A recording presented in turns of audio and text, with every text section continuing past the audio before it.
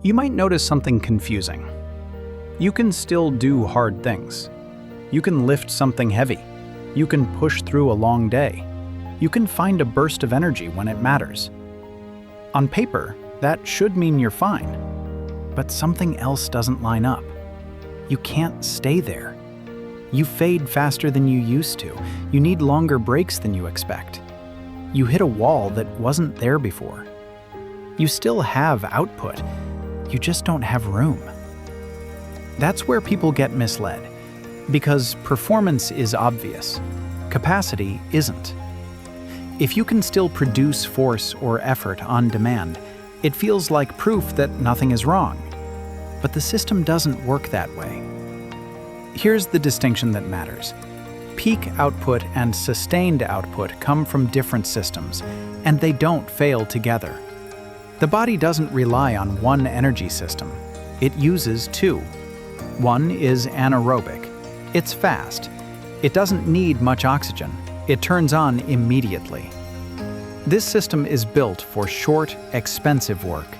Heavy lifts, short sprints, pushing hard when you have to. Anaerobic output is powerful, and it's costly. It burns through resources quickly and leaves a lot to clean up afterward. The other system is aerobic. It uses oxygen. It's slower to ramp up, but it's efficient. This system supports endurance, recovery between efforts, the ability to keep going without falling apart. Aerobic capacity is what gives you margin, and these two systems don't degrade at the same pace. When recovery stops fully finishing, like we talked about in episode 5, the aerobic system takes the hit first. Not because it's weak, because aerobic capacity depends on things that are easy to disrupt: clean recovery, stable signaling, efficient repair, low background inflammation. It's sensitive to unfinished business. Anaerobic output is more rugged.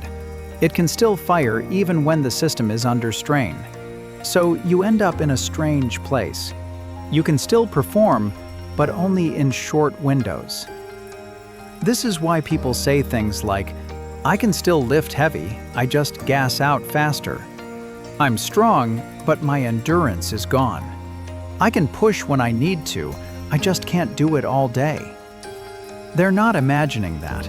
Their anaerobic system is still intact. Their aerobic support system is shrinking. That creates a dangerous illusion. Every good performance feels like evidence that nothing is wrong. But what's really happening is that you're leaning harder and harder on the most expensive system you have.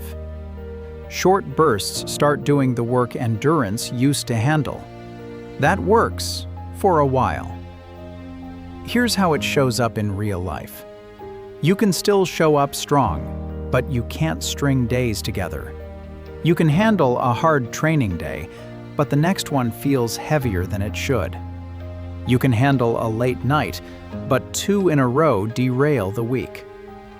Nothing dramatic happens, you just start spacing things out without really noticing you're doing it. You recover enough to function, not enough to feel reset. Output survives, reserve doesn't. From the outside, this looks like discipline. From the inside, it feels brittle. Everything works as long as nothing stacks.